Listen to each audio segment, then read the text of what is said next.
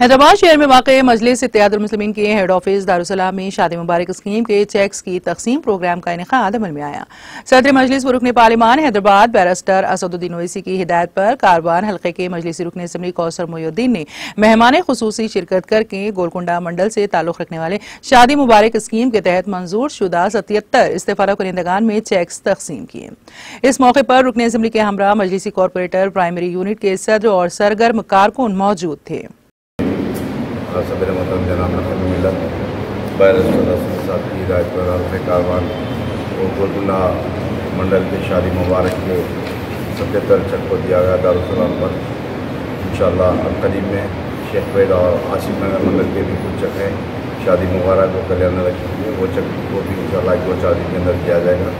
میں اس میڈیا کے ذریعے عوام سے اپیل کرتا ہوں کہ آپ کے جو بھی مسائل رہیں گے یا مجھ کو یا میری جماعت کے صدر متولی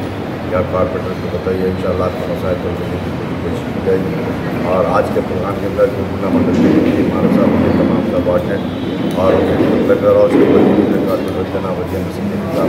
جناب امیر الدین صاحب، جناب رشید صاحب کارپوریٹر اور دیگر مجلس کے صدر متولی کی ورکر آج کے پروگرام میں شامل ہیں۔